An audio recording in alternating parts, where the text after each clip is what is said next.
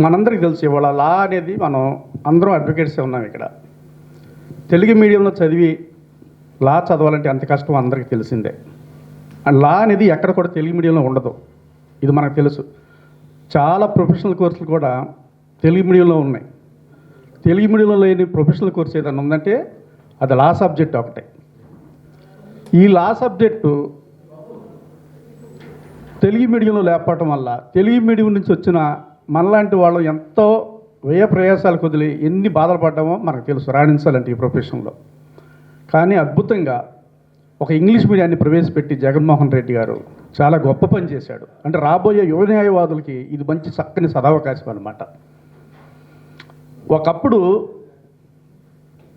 బరోడా మహారాజు ఇచ్చిన స్కాలర్షిప్తోనో సహాయంతోనో doctor BR Ambedkar గారు ఇతర దేశాలు వెళ్ళి చదువుకోవటం జరిగింది లానే. మళ్ళా 75 స్వతంత్రం వచ్చి 75 సంవత్సరాల తర్వాత జగన్మోహన్ రెడ్డి గారు ఇచ్చిన స్కాలర్షిప్తోనో విదేశీ విద్యా దీవెనతోనో వెంకట గారు ఇక్కడే ఉన్నట్టున్నారు, మళ్ళా సామాన్య కుటుంబం నుంచి వచ్చిన పేద ప్రజలు విదేశాలకు వెళ్ళి విద్యను అభ్యసించడానికి ఇది ఒక మంచి అవకాశం జగన్మోహన్ రెడ్డి గారు కల్పించారు.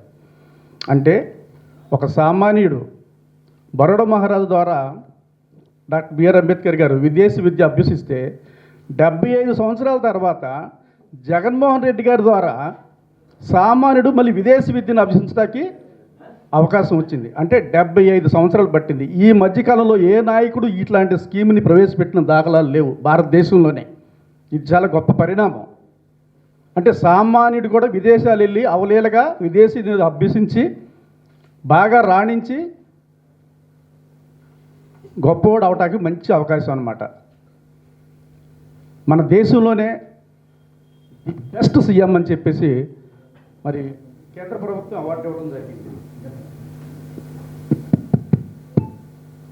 రెండోది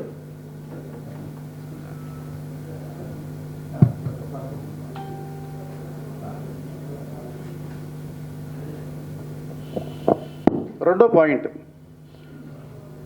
భారతదేశంలో కూడా ఎక్కడ కూడా జూనియర్ అడ్వకేట్కి స్టైపెండ్ ఇవ్వడం అనేది లేదండి. మొట్టమొదటిసారి వైఎస్ఆర్సీపీ గవర్నమెంట్ జగన్మోహన్ రెడ్డి గారు స్టైపెండ్ ఇచ్చి జూనియర్ అడ్వకేట్స్ని ఎంకరేజ్ చేశారు. ఇదొకటి. మూడో పాయింట్, గత ప్రభుత్వంలో అంటే తెలుగుదేశం ప్రభుత్వంలో ఒక వర్గం వారికే జీపీలు కానీ ఏజీపీలు కానీ, ఇది చెప్పడానికి చాలా బాధగా ఉంది నాకు, స్టాండింగ్ కౌన్సిల్ కానీ ఒక వర్గానికే చెందేవి.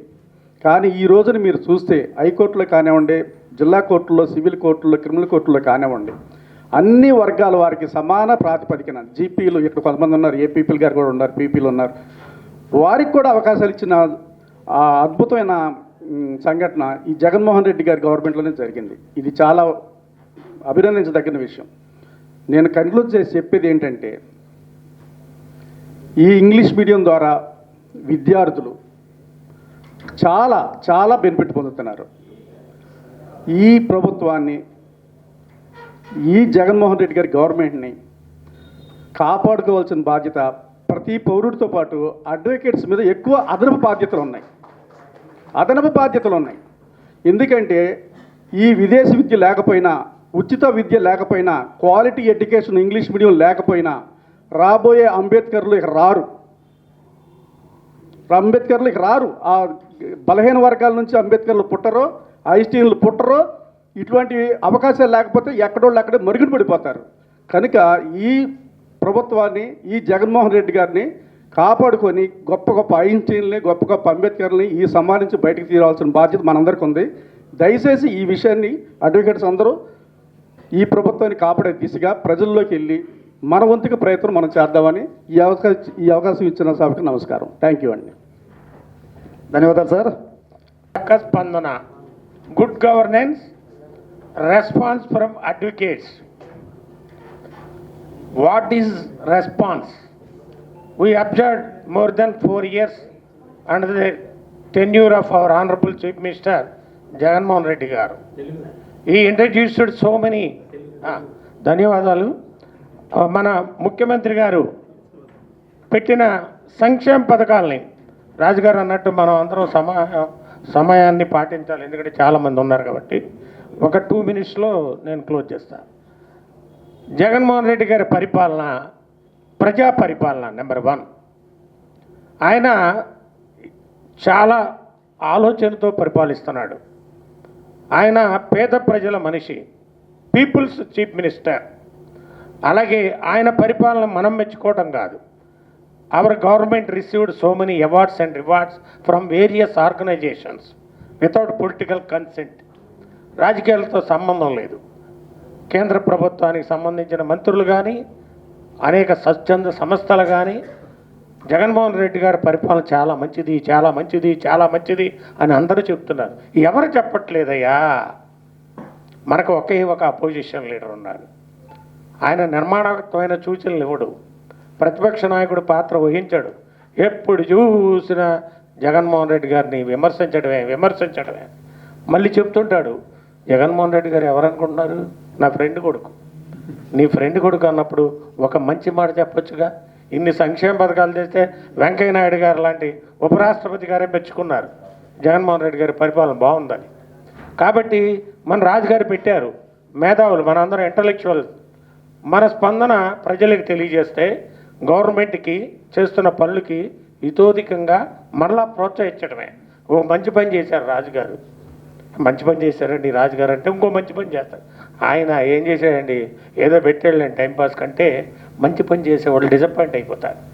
ఆ యాటిట్యూడ్, అగ్రెస్ట్ యాటిట్యూడ్ అనేది చాలా తప్పు. ఎందుకంటే జ్యోతి గారు కూడా చక్కగా వివరించింది ఎమోషనల్గా. మహిళా న్యాయవాదులు కూడా అలా మాట్లాడాలి, ముందుకు రావాలి, కమ్ ఫార్వర్డ్. ఎవరు మైక్ పట్టుకొని ఒకే రోజున గొప్పవాళ్ళు అయిపోరు. కానీ ఇవాళ ఇంత మంచి పరిపాలన అందిస్తున్న జగన్మోహన్ రెడ్డి గారికి న్యాయవాదుల పక్షాన కృతజ్ఞతలు, ధన్యవాదాలు తెలియజేస్తూ మా గురుతుల్యులు మూర్తి గారికి ప్రత్యేక ధన్యవాదాలు తెలియజేస్తున్నా. ఆయన is a good organiser. Thank you very much. ఈరోజు ఎయిటర్స్ అసోసియేషన్ మన న్యాయవాదులు స్పందన కోరి ఈ యొక్క సమావేశం ఏర్పాటు చేస్తారు. కనుక ఈ సమావేశంలో ముఖ్యంగా చర్చించింది ఏంటంటే, ఒక ముఖ్యమంత్రి గారు చీఫ్ జస్టిస్కి గవర్నమెంట్ ఆఫ్ ఇండియాకి రాసిన రెప్ల దానికే ఆన్సర్ లేదు. ఏదన్నా కానీ పబ్లిక్ ఇంట్రెస్ట్ లిటిగేషన్ వేసినా కానీ ఫ్రీడమ్ ఆఫ్ స్పీచ్ 19(1)(a)లో ఉందే కానీ ప్రజలకు లేదు అని అర్థమవుతుంది. కనుక కోర్టుల తీర్పులు కూడా ప్రజాప్రభుత్వానికి వ్యతిరేకంగా ఉన్నాయని స్పష్టమవుతుంది. దీని గురించి ప్రజల్లో ఎక్కువగా విశ్లేషణ చెందాలా. ఈరోజు మనం ఒక పేపర్ ఈనాడు కానీ, ఆంధ్రజ్యోతి కానీ, TV5 కానీ చూస్తే రోజు నిత్యం ప్రభుత్వం ప్రజాక్షేమం కోసం చేసే పనులు వ్యతిరేకించడమే ధ్యేయంగా పేపర్ నడుపుతున్నట్టుంది. ఇది తీవ్రమైన విచారకరం, బాధాకరం. కనుక ప్రింట్ ఎలక్ట్రానిక్ మీడియా డ్యూటీ ఏంటంటే, ఈ రోజున ప్రజాసేవకి ప్రభుత్వం ఎంత కష్టపడి విశిష్టమైన కృషి చేస్తుందో ప్రజలకు తీసుకెళ్లే బాధ్యత పౌరులుగా కాకుండా మనం యొక్క న్యాయవాదులు ప్రజల్లోకి తీసుకుని వెళ్ళి విస్తృతంగా ప్రచారం చేయవలసిన అవసరం ఎంతైనా ఉందని ఆలోచన చేసి విస్తృతంగా ప్రచారం చేయాలి.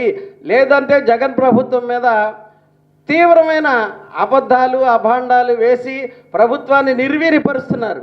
కనుక ఈ యొక్క కార్యాచరణ నుంచి రేపటి నుంచి మన ప్రతి కార్యకర్త కార్యోన్ముఖులై చాలా విశ్లేషించి ప్రభుత్వ పథకాలను కానీ, ప్రభుత్వం యొక్క ఆలోచనలు కానీ ప్రజల్లోకి తీసుకువెళ్ళి మరింత దిగునీకృతంగా పనిచేయాలని హృదయపూర్వకంగా ప్రజలందరినీ ఆహ్వానిస్తున్నాను.